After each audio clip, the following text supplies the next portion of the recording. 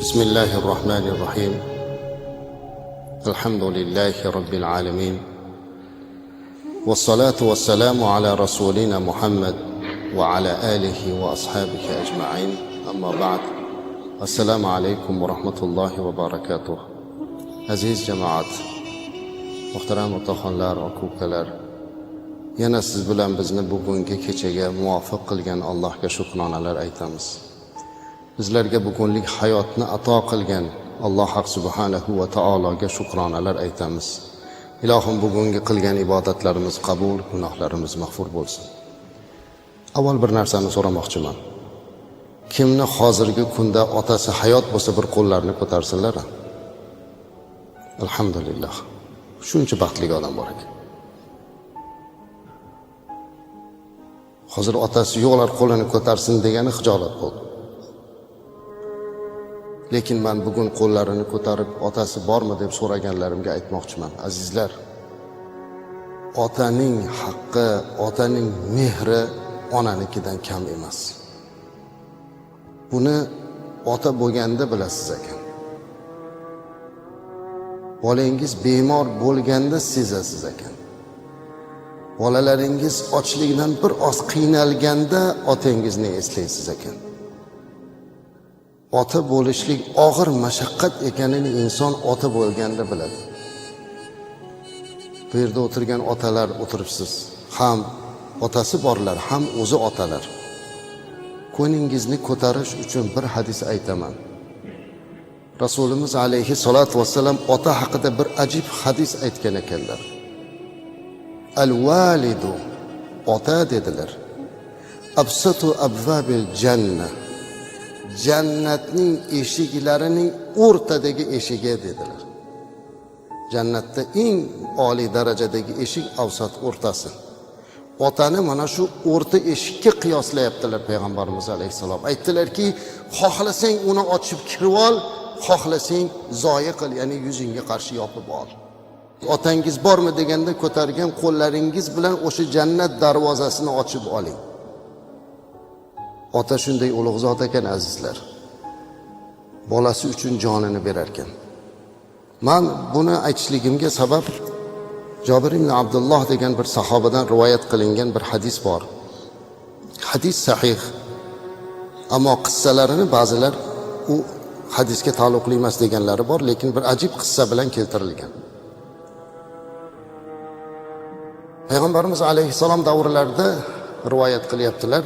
Jabir radhiyallohu anhu bir yigit kelib payg'ambarimiz alayhisalomga otasidan shikoyat qildi.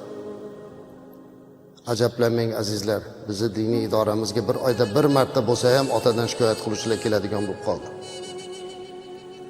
Otasidan shikoyat qilib Rasulimiz alayhisalomning oldilariga bordilar. Shikoyatini qarang, aytdilarki, kelgan yigit, "Ya Rasululloh sallallohu alayhi va sallam, otam meni topib kelgan hamma molimni ishlatib yuboryapti" dedi. Butun moli dunyoyimni ishlatib yuboryapti. Bunga haqqi bormi dedi. Payg'ambarimiz alayhisalom aytdilarki, "Otangni chaqirib kel." Borib otasini Rasululloh sallallohu alayhi vasallam chaqiryapti deganlarida ota bechora bildiki, uni haqida Rasululloh sallallohu alayhi vasallamga shikoyat qilibdi. Endi bir tasavvur qiling-ya. Butun dunyolarga rahmat bo'lib kelgan payg'ambar alayhisalomga o'z o'g'li bo'lib otasini ustidan shikoyat qilishlik. Qanchalik darajada og'ir ota uchun. Otasi o'g'liga, "Sen ketaverman, orqangdan boraman" dedi-da, orqasidan ketyapti. O'zlari shoir, tabiat inson bo'lgan ekanlar. Bolasini orqasidan ketayotib, ichida bolasidan shu darajada ranjiganidan o'g'lidan ranjib bir she'r yozib yuboribdi. She'rni tiliga ham chiqarmagan, baribir bolasini ehtiyot qilib. Faqat dilidan o'tkazibdi, qalbidan o'tkazibdi. Ayni shu paytda Jabroil alayhisalom payg'ambarimiz alayhisalomga tushib, "Ya Rasululloh sallallohu alayhi va sallam, sizga Alloh taolo salom aytadi. Hozir siz oldingizga bir mo'ysafid odam kelyapti. Shunga ayting, san ichingda kelgan ammo tilingga chiqarmagan narsani aytib ber deb so'raysiz" dedilar. Haligi odam keldi, o'g'li turibdi. Payg'ambarimiz alayhisolatu vasallam undan o'g'lingiz shikoyat qilyapti, butun moli topgan pullarini, dunyosini ishlatib yuborasan ekan-a dedi. Ota aytdiki, ya Rasululloh sallallohu alayhi vasallam, o'g'limdan so'rangchi, birortasini o'zimga ishlatdimmikin. Ishlatgan bo'lsam opa singlisiga, amma xolasiga ishlatdim dedi. Bu gapni gapirayotib Rasululloh sallallohu alayhi vasallam, ey dedi, dedi laqchada, ya'ni da'di, to'xta dedilar. Qo'y buni dedilar. Qo'y bu gaplarni. Sen hozir kelayotganingda ichingda aytib tilingga chiqarmagan bir narsa bor ekan, shuni aytib ber dedi.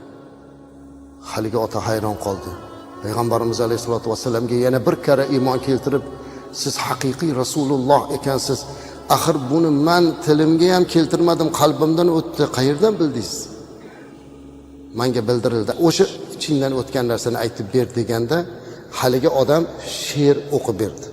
Men sizlarga shu she'rni o'qib, o'sha tarjimasini aytib berishni xohladim. Haligi odam xafa bo'lib kelyapti.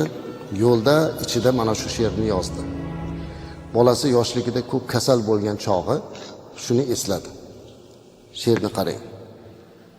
G'adawtuka mawludan wa ailtuka yafi'an. Boqdim seni jon bolam. Qalbim sururga to'lib.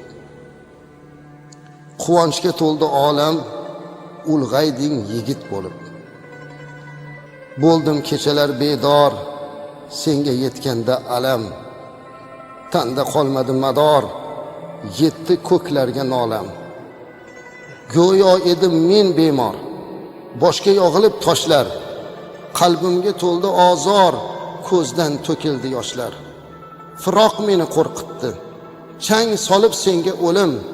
Dardlar meni yiqitdi, ming titroq tutdi qo'lim. O'sting bo'lib alp o'g'lon, kamolga yetib asta. So'zlaringdan yurak qon, bo'ldim-ku bolam xasta. Qilding menga qo'pollik, qalbimga berib ozor. Ko'zlarimga boqding tik, mahzunlik bo'ldi hazor. Otamanmi, o'g'ilmi, bo'lib qoldim men hayron. G'amga to'ldirding dilni, yurakni qilib vayron. Aqli yo'q, nodon deding, shuni sendan ko'rganim. Kuchsiz bir ojiz deding, ustimdan kuldi g'anim. Netay menga dilbandsan, qilgum senga yaxshilik. Axir menga farzandsan, yuz burmayman dushmandek. Mana shu she'rni o'qib berdilar. Payg'ambarimiz alayhisalom yig'ladilar. Haligi yigitni shundoq ushladida Rasulimiz alayhisalom anta va maluka li abik dedi. Mana shu hadis sahih hadis azizlar. Anta va maluka li abik. Sen ham moli dunyoing ham otang uchun dedi. Otayniki, sen ham moli dunyoing ham dedi. Hamma narsang otang uchun, shuni bilib qo'y dedi. Bizni hamma borligimiz ota uchun azizlar. Yoshlar o'tiribsiz. Sizni boqishlik uchun otangiz ne kuylarga tushganini yana aytaman, ota bo'lib bir bolangizni boqqanda bilasiz. Ota g'animat ekan azizlar. Otalarimiz o'tib ketdi qanchalar. Qanchasi o'tib ketdi. Hozir topolmayapti. Qancha davlati bor insonlar bor. Qancha puli dunyosi bor. Yig'lab yuribdilar otasini topolmasdan suratiga qarab. Ammo bugun otasi borlar qachon otani oxirgi marta ziyorat qilganini unutdilar. Azizlar, ona qalbi musaffo, ona ajib. Ona yaxshi ko'rishini bildiradi bolasiga. O'padi, peshonasidan silaydi, erkalatadi. Ammo otamiz ekanda biz ba'zan qahri qattiqqa o'xshab turar ekan u, ammo lekin onadan kam yaxshi ko'rmas ekan. Yaqinda bir ota keldi. Men buni topishimga sabab azizlar, hayron bo'lmang. Bu hadisda bu she'rni aytishimga sabab meni oldimga bir ota kelib aytayapti, domla, bolamni buyragi yo'q. Kasal, buyrak olish kerak, almashtirish kerak. Donorga pulim yo'q. Men o'zimni bermoqchiman buyragimni. Ammo doktorlar siz jarrohlikdan chiqmaysiz. O'g'lingizga buyrakni olib beramiz, ammo siz turmaysiz deyapti, kasalingiz og'ir, o'zingiz ko'tara olmaysiz amaliyot. Lekin men roziman, o'g'lim yashasinda, men bu yuragimni o'g'limga bersam, sizni oldingizga kelganim, men o'z joniga qasd qilgan bo'lib qolmaymanmi u dunyoda deyapti, o'limni o'ylamayapti azizlar. Allohning huzurida gunohkor bo'lib qolmaymanmi, ammo aslo o'limdan qo'rqmayman. Mana shu bolam yashasin, men beray mana shu yuragimni, ammo qiyomatda men o'zini o'ldirganlardan bo'lib qo'yim. Men yig'ladim azizlar, javob topa olmadim. Men aytdim, o'zini o'zi o'ldirgan bo'lib qoladi desam, bolasi turibdi. Yo'q deya olishdi ham, ha deyishdi ham bilmadim. Faqat yig'lab haqqiga duo qildim-da, balkim yoshroq boshqasini toping, o'zingizni ehtiyot qiling degan gapdan uyog'iga o'ta olmadim. Va o'sha kundan beri ichimda shu g'alayon yuribdi. Nahot otalar shunchalik bo'ladi. Shunchalik bo'ladi ota bolasi uchun jonini ham beradi degani shular ekanda. Ammo afsuski hozir ko'p yoshlar mana shu g'animat otani qadriga yetmayapti. Ish bilan ovora bo'lib ziyoratidan ham uzoqlashib qolyapmiz. Ayniqsa boshqa viloyatda yashaydi, boshqa joylarda yashaydi. Telefon qilib, "A, bolam yaxshimisan?" deb qo'yganidan keyin bilingki, otangiz o'sha kuni uxlamaydi.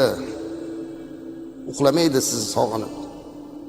Ukam o'tiribdi yonlarida, akam o'tiribdi deysiz. Lekin har gulning hidi bor. Ota hamma bolasini sog'inadi. Boring birodar otangizni oldiga. Yuzlariga qarang, ajin tushgan. Sochlariga qarang, oq oralagan. Ertaga u dunyoda otamiz biz uchun o'zini fido qilganligini aytganda xijolat bo'lib qolmaylik.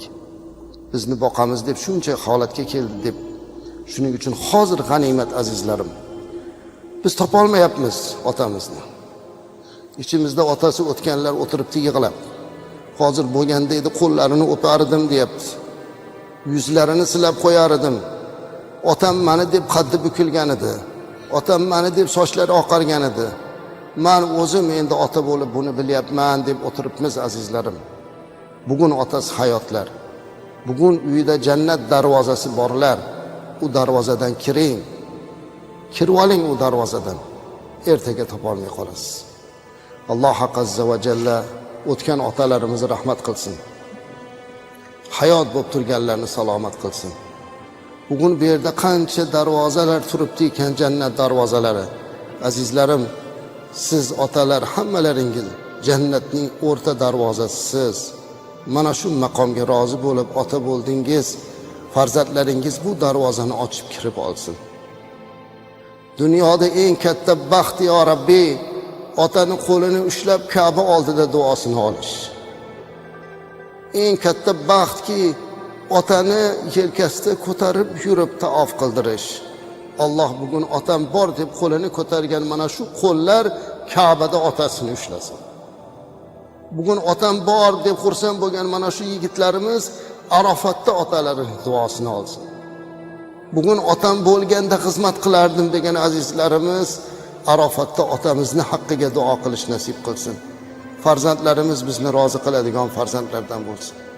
Allahumma ya Rabbi yassir va la tu'assir va tammim bil khayr ya Rabbil alamin. Innaka ala kulli shay'in qadir va bi ijabati da'watina jadir bi rahmatika ya arhamar rahimin. Allahu akbar. Assalomu alaykum va rahmatullohi va barakatuh.